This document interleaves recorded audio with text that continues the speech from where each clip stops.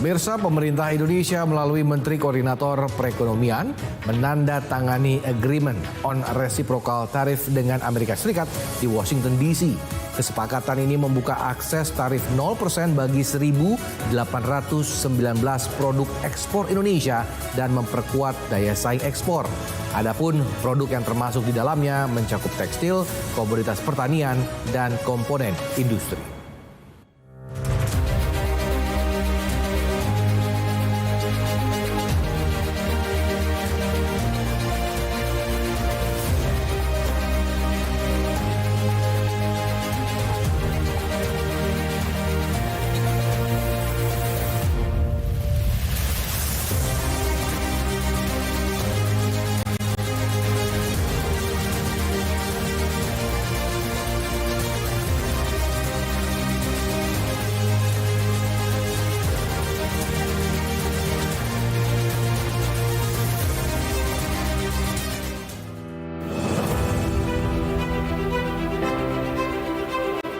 Kesepakatan dagang antara Indonesia dan Amerika Serikat membuka peluang besar bagi ekspor nasional setelah kedua negara menyetujui skema tarif baru yang memberi akses lebih luas bagi produk Indonesia ke pasar Amerika.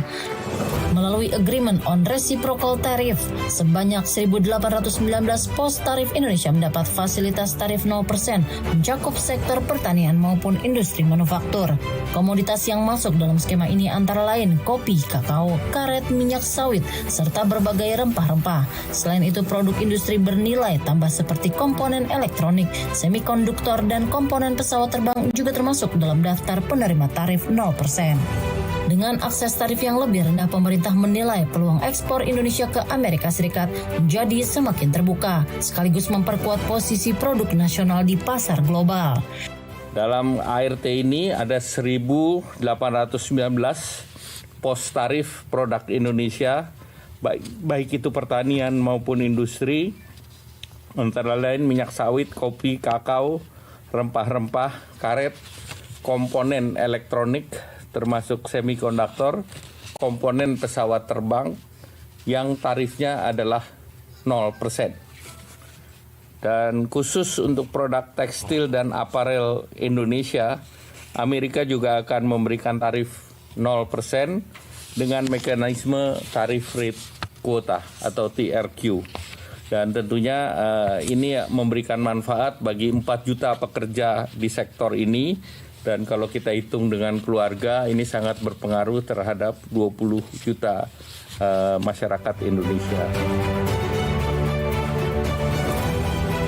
Di sektor tekstil dan pakaian jadi, kesepakatan ini juga memberi ruang penting. Amerika Serikat memberikan tarif 0% melalui mekanisme tarif rate quota dengan rincian teknis yang akan diatur lebih lanjut. Kebijakan ini dinilai strategis karena industri tekstil merupakan salah satu sektor padat karya di Indonesia yang menyerap sekitar 4 juta tenaga kerja. That Indonesia is planning to expand the textile industry from export around 4 billion to 40 billion in 10 years. So I think with this opening the market, I think it's necessary for Indonesian industry to do the expansion. Dengan terbukanya akses pasar ke Amerika Serikat, pemerintah memperkirakan keberlangsungan pekerjaan jutaan pekerja dapat terjaga, sekaligus memberi dampak ekonomi yang luas bagi keluarga mereka.